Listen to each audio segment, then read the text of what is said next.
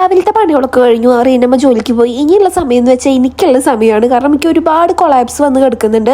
ഒക്കെ പെൻഡിങ് ആണ്. ഒന്നും ഞാൻ വീഡിയോയോ കാര്യങ്ങളോ ഞാൻ പൊട്ടിച്ച് പോലും നോക്കിയിട്ടുണ്ടായിരുന്നില്ല. അങ്ങനെ വേഗം അതിലത്തെ ഒരു പാർസലെടുത്ത് പൊട്ടിച്ച് നോക്കിയിട്ട് അപ്പോൾ കുറേ ഡ്രസ്സുകൾ ഒരു പേജുകാർ അയച്ചു തന്നിട്ടുണ്ടായി. അപ്പോൾ ഇതിൻ്റെ ഒക്കെ വീഡിയോസ് എടുക്കണം, പോസ്റ്റ് ചെയ്യണം, എഡിറ്റ് ചെയ്യണം, അങ്ങനെ മര്യാദ തിരക്കുണ്ട്. അതിൻ്റെ കൂട്ടത്തിൽ നമ്മുടെ യൂട്യൂബ് വീഡിയോസ് നോക്കണം. അപ്പോൾ ആദർശാണ് രാവിലെ തന്നെ പറഞ്ഞോട്ടെ, നീ വേഗം പോയിട്ട് മാറ്റി വന്നോ, ആദർശാണ് ഫോട്ടോസൊക്കെ എടുത്ത് തരാമെന്ന്. ഈ ഒരു ടോപ്പ് ഞാൻ മീഷോ ഒന്ന് പർച്ചേസ് ചെയ്താട്ടോ. അതിൻ്റെ ലിങ്ക് വേണ്ടവർ എനിക്ക് ഇൻസ്റ്റാഗ്രാമിൽ നിന്ന് മെസ്സേജ് അയച്ചാൽ മതി കേട്ടോ. അപ്പോൾ ഞാൻ പുറപ്പെട്ട് വരുമ്പോഴേക്കും ആദർശേട്ടൻ ദേ കിടക്കണം. അപ്പോൾ അതിൻ്റെ വീഡിയോസും എല്ലാതും ആദർശേട്ടൻ കേട്ടോ എടുത്തത്. ഞാൻ വിചാരിച്ചത് ഈ ഒരു ദിവസം കൊണ്ട് പെൻഡിങ്ങുള്ള എല്ലാ ഷൂട്ടും തീർക്കണം എന്നായിരുന്നു. പക്ഷെ നടന്നില്ല ഗൈസ്.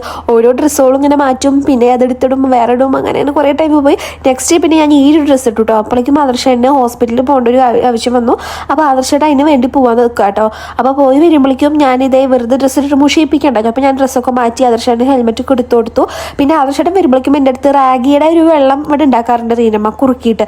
ആ സംഭവം ഉണ്ടാക്കി വെക്കാൻ പറഞ്ഞിട്ടുണ്ടായിരുന്നു. അപ്പോൾ അതൊക്കെ ഉണ്ടാക്കി വെച്ചു. പിന്നെ തുണികളൊക്കെ തോരയിടുമ്പോഴേക്കും ആദർശേട്ടൻ വീണ്ടും ഹോസ്പിറ്റലിലൊക്കെ പോയി വന്നു കേട്ടോ. പിന്നെ നമ്മുടെ മോട്ടറിന് ഒരു ചെറിയ പണി കിട്ടിയിട്ടുണ്ടായിരുന്നു. മോട്ടർ അടിച്ചു പോയി ഗൈസ്. കപ്പാസിറ്റർ എന്തോ സീനായിട്ട് അത് അടിച്ചു പോയി. എന്നിട്ട് അത് പുതിയതൊക്കെ ആദർശേട്ടൻ വാങ്ങിച്ചു വന്നു കേട്ടോ. പിന്നെ നമ്മുടെ കുഴൽ കിണറിലത്തെ വെള്ളമാണെന്ന് തോന്നുന്നു, വൃത്തിയായിട്ട് ടേസ്റ്റാണ്. അപ്പോൾ അതിലത്തെ നമ്മൾ മുന്നേ ടാങ്കിൽ അടിച്ചിട്ട് വെള്ളമൊക്കെ ആദർശേട്ടൻ ഇങ്ങനെ തെങ്ങിനും ചെടിക്കൊക്കെ ഇട്ടിട്ട് അടിച്ച് കളയായിരുന്നു കേട്ടോ. പിന്നെ ഇത് ആദർശേട്ടൻ ചോറ് വേണമെന്ന് പറഞ്ഞപ്പോൾ ഞാൻ വാരി കൊടുത്തു. പിന്നെ ആദർശേട്ടൻ എൻ്റെ ഇടയിൽ കുളിയും കഴിച്ചു കേട്ടോ. പിന്നെ ഞാൻ നേരെ എഡിറ്റ് ചെയ്യാൻ കയറി. ലാപ്ടോപ്പൊക്കെ ഉണ്ടായിരുന്നു കൊണ്ട് ലാപ്ടോപ്പിൽ ഒന്നും ചെയ്യാറില്ല ഗൈസ്. പിന്നെ ആദർശേട്ടൻ മാക്രോണി വേണമെന്ന് പറഞ്ഞു. അപ്പോഴേക്കും ഹെവി മഴയായി ഗൈസ്. ഞാൻ മുറ്റത്തുള്ള തുണികളൊക്കെ വേഗം പോയിട്ട് എടുത്തു. പിന്നെ ഇതേ മറ്റേ റാഗിയുടെ വെള്ളം ഞാൻ കുറുക്കിക്കൊണ്ടിരിക്കുക കേട്ടോ. പിന്നെ ആദർശേട്ടൻ മാക്രോണി വേണം പറയുമ്പോൾ മുട്ടയൊക്കെ വാങ്ങിച്ചു തന്നിട്ടുണ്ടായി. അപ്പോൾ അതും വേഗം സെറ്റാക്കായിരുന്നു. ഇത് ഉണ്ടാക്കാൻ സിമ്പിളാണ് കേട്ടോ. എൻ്റെ അടുത്ത് മാക്രോണിൻ്റെ റെസിപ്പിയൊക്കെ ചോദിച്ചിട്ടുണ്ടായിരുന്നു.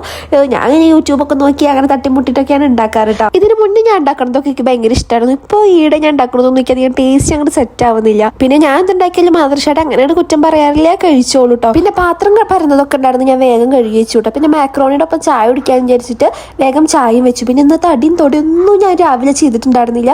രാവിലെ ഫോട്ടോ ഒക്കെ എടുക്കാൻ വേണ്ടി ഇറങ്ങിയതായിരുന്നു. അപ്പോഴേക്കും ഞാൻ വേഗത ഉച്ചയാകുമ്പോഴേക്കും അടിച്ചോരി തുടച്ച് എല്ലാം വൃത്തിയാക്കിയിട്ടു കേട്ടോ.